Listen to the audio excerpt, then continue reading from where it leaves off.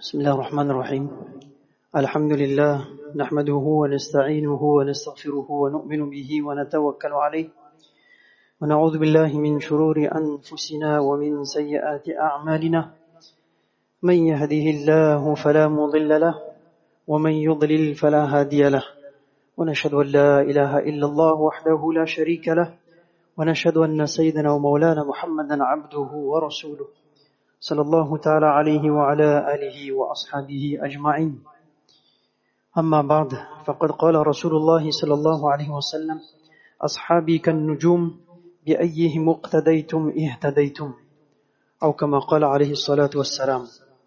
Alhamdulillah, toutes les louanges appartiennent à Allah subhanahu wa ta'ala, celui qui, de par sa grâce, nous a accordé l'opportunité de nous réunir en ce jour béni de Jumu'ah, dans ce lieu béni.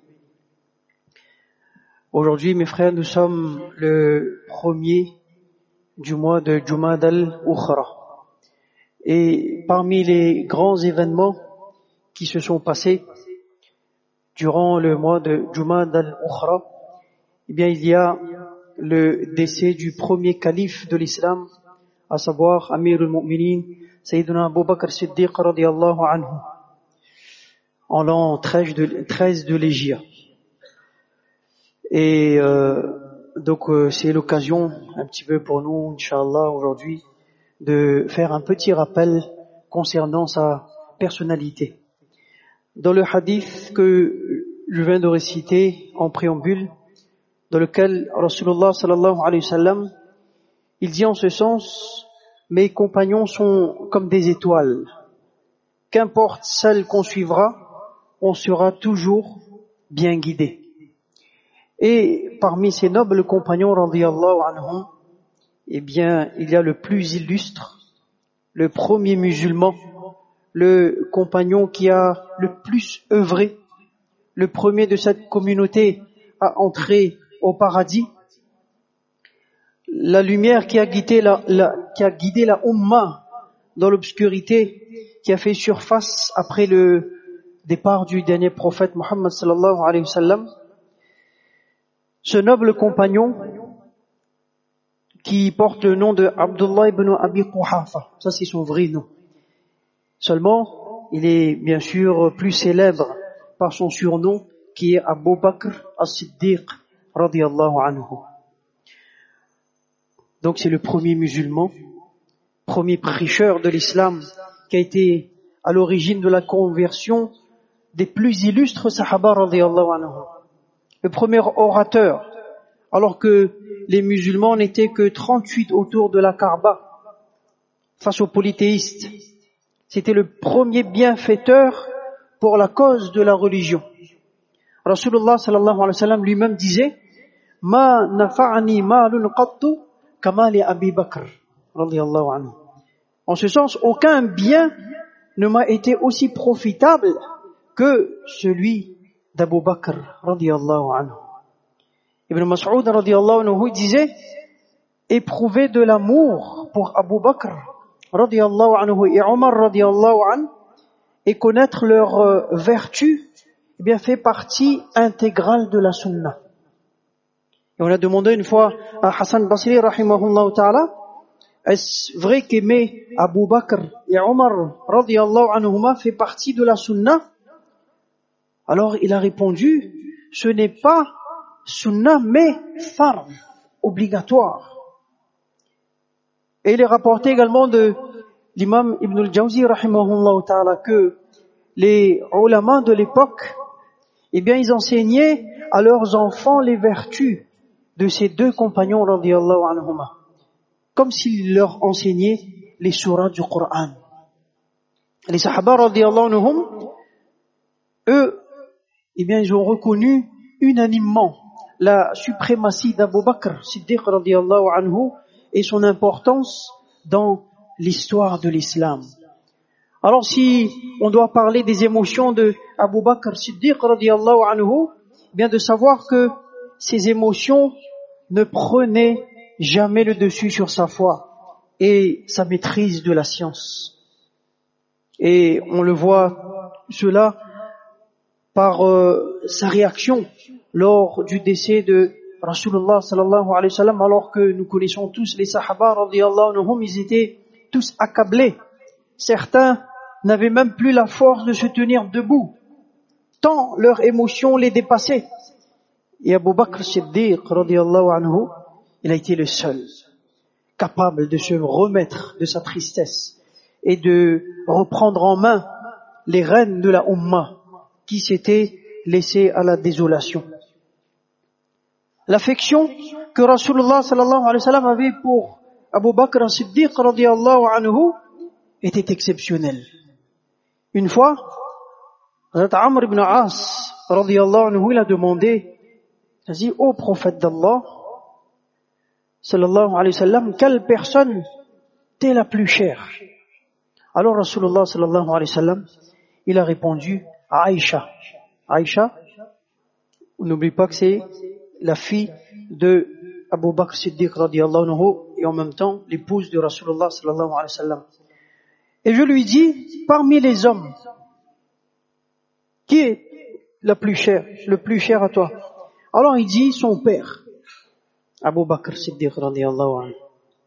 Lorsque Rasulullah sallallahu alayhi wa sallam il faisait le mashura, lorsqu'il se concertait avec les compagnons radiyallahu anhum, eh bien il accordait toujours une attention particulière à l'opinion de Abu Bakr Siddiq radiyallahu anhu, même s'il était différent des autres sahaba radiyallahu anhu, parce qu'il lui faisait tout simplement confiance. Que dire de la foi, le iman de Abu Bakr Siddiq radiyallahu anhu, ce degré de iman qu'il avait atteint. Il existe selon certaines sources que si le iman, la foi de Abu Bakr Siddiq radiyallahu anhu était posé dans un côté d'une balance et le iman de toute l'humanité de l'autre côté. Alors quand on dit toute l'humanité, c'est les sahaba radiyallahu anhum, les tabi'in rahimahumullah ta'ala et autres hommes saints réunis, eh bien le iman de Abu Bakr Siddiq radiyallahu anhu pèserait plus lourd. Et c'est en connaissance de cause que Omar radiyallahu anhu, il affirmait qu'une seule nuit et une seule journée de Abu Bakr Siddiq radiyallahu anhu valait plus que Omar et toute sa famille réunie. Que dire de sa taqwa? Allahu Akbar. Sa taqwa était telle qu'il s'éloignait de toute chose douteuse, aussi infime soit-elle.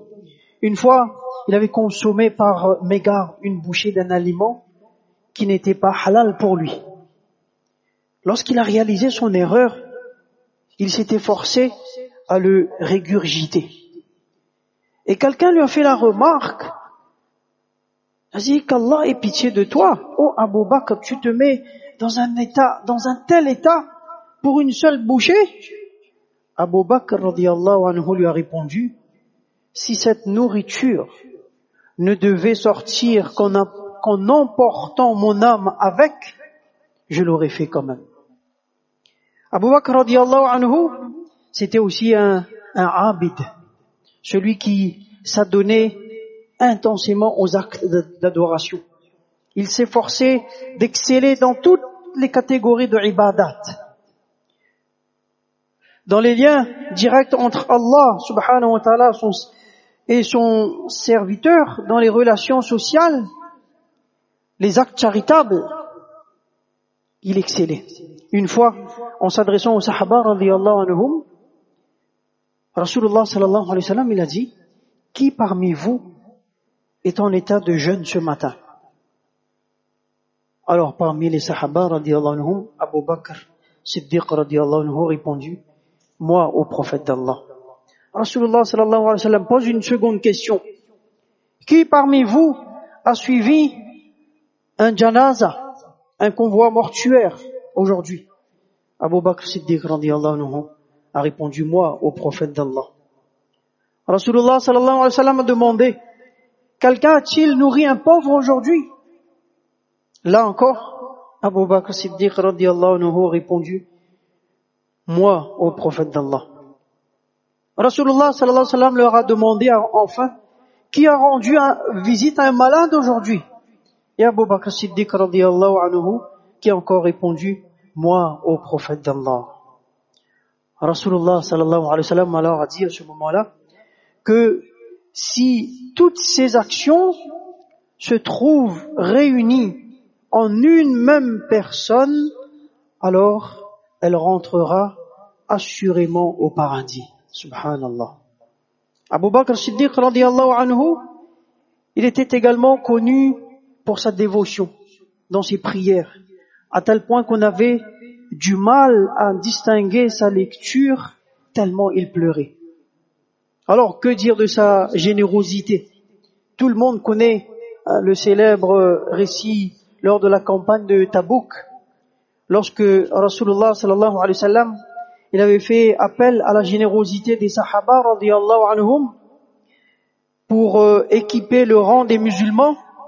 Omar radiyallahu anhu, il avait apporté la moitié de ses biens, avec une lueur d'espoir de dépasser au moins une fois Abu Bakr Siddiq radiyallahu anhu.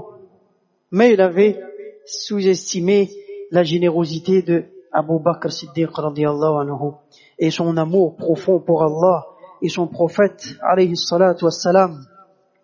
Cette confiance totale qu'il avait en Allah subhanahu wa ta'ala lui a permis, en cette campagne de Tabouk, de faire don de l'intégralité de ses biens. Et lorsque lui ont demandé, qu'est-ce que tu as laissé derrière? Et il a dit, j'ai laissé comme garantie pour ma famille Allah et son messager sallallahu alayhi wa sallam. Alors ce jour-là, eh bien, Omar radiyallahu anhu, il avait compris que Abu Bakr Siddiq radiyallahu anhu avait atteint un degré de iman, un degré de piété inégalable, et qu'il les avait tous dépassés depuis très longtemps. Même en tant que calife, eh bien, il a toujours mené une vie de simplicité. Les ulama disent que c'était, malgré son haut titre, degré qu'il avait dans la société, eh bien, il avait toujours ce degré d'humilité et de sincérité.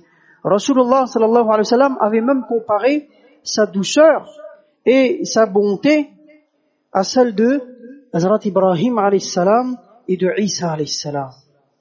Et Abu Bakr Siddiq radiyallahu anhu se distinguera enfin par sa rétribution le jour de la résurrection.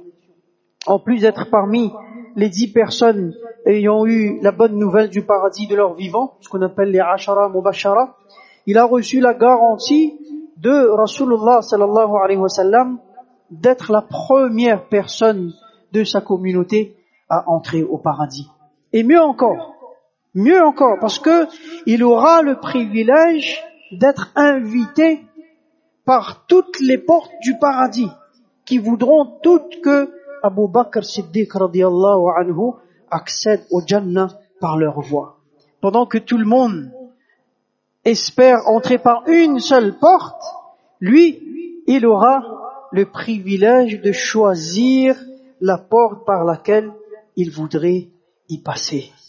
Et avec toutes ses vertus et privilèges, avec cette destinée merveilleuse, il est rapporté que lorsqu'il était envahi par la crainte révérentielle, il disait parfois, j'aurais voulu être un brin d'herbe dont la vie est broutée par un animal. J'aurais voulu être un cheveu de la tête d'un croyant. J'aurais voulu être un oiseau qui n'a pas peur d'avoir des comptes à rendre au jour du jugement dernier. Et Abu Bakr Siddiq radiyallahu anhu, eh bien mes frères, c'était un véritable modèle de droiture. De par ses qualités humaines et spirituelles, il laisse derrière lui des traces qui peuvent être suivies par chaque musulman. Donc il y a là pour chacun d'entre nous un héritage exceptionnel, inimitable, mais accessible à tous. Maintenant, c'est à nous, Inch'Allah, de faire l'effort afin de s'imprégner de ces nobles caractères qu'Allah subhanahu wa ta'ala nous accorde tous le tawfiq de comprendre et de mettre en pratique. Fajazakumullahu khayran wa akhiru da'wana alhamdulillahi rabbil alamin.